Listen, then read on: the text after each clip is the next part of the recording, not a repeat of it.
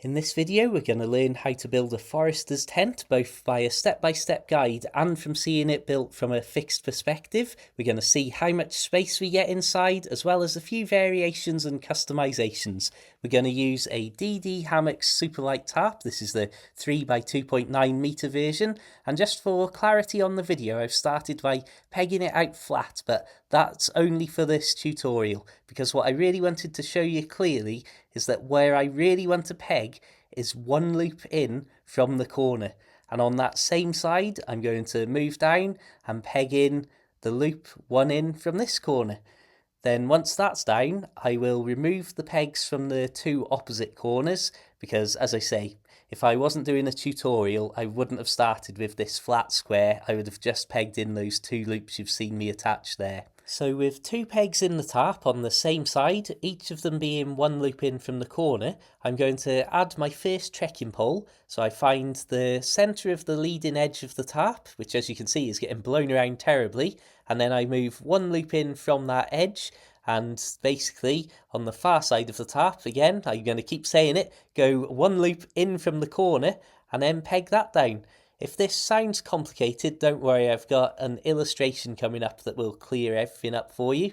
And once I'm happy with that, give or take, I simply add a guy line to give the trekking pole some solidity.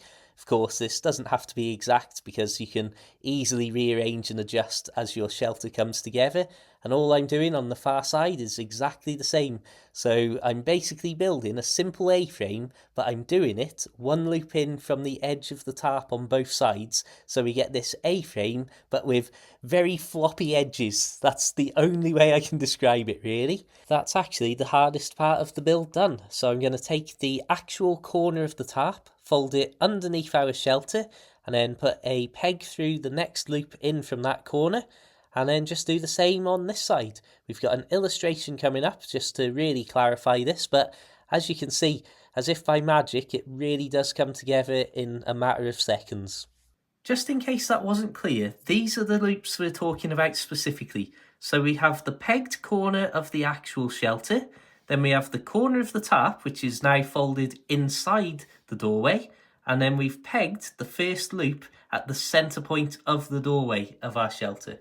Once again, all I'm doing is finding the corner of the tarp, effectively discarding that and moving one loop in to create what will be the centre point of the doorway, finding the loop on the opposite door and just pegging them down.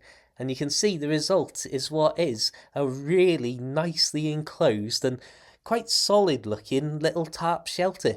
I've got to say, this is going to be one of my favourites, but I think I'll probably have maybe one end completely open, which we'll look at in just a second. Of course, if you wanted, you could peg the doors separately so that there's a little bit of a gap to allow more air to circulate through, depending on the weather conditions, of course. But for me, I think something as simple as this, just removing one end's doorway and having it as a completely open-ended A-frame, is going to be one of my go-to shelters when I'm out and about, because it's so quick and easy to build and you've got a huge amount of covered space there. So whether you wanted to leave one end open and have the extra covered area instead of the doorway, whether you just wanted to have a nice view out if you're on a hillside maybe, or if you just wanted it for ventilation and ease of access, it's an option that takes even less time to put together than the already very simple forester's tent itself. So you can see here, I've just done this shot so you can get a general idea of how much space I've got here. For me, as a relatively short fellow, I've got plenty of headroom, and of course we've got masses of covered floor space too, so it is a really good little shelter, this. I'm going to rebuild the second doorway now so that you can see what it looks like completely enclosed in here through the use of a fisheye lens, which I'm afraid to say will make my feet look rather big and rather odd. But you can see here just on this little clip just how easy it is to build that doorway. Like I say, it sounds far more complicated in spoken words than actually just looking at it and doing it yourself, so don't be put off if I've made it sound ridiculously complex. I just want to mention here that DD Hammocks did send me this tarp out for free, but they haven't paid me, they haven't asked me to do this video or anything like that. This is just me doing tarp tutorials.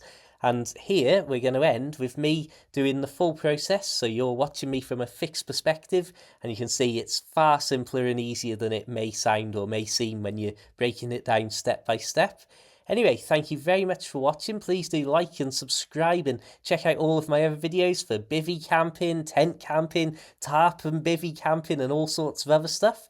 If you really want to help me out, please consider being a channel member, PayPal supporter, Facebook subscriber or super thanker like some of my recent supporters here. Melissa L, Sean B, Dawn H, A Sanford, T Seymour, David D, Kaz G, the Yacht Captain and Fufarito.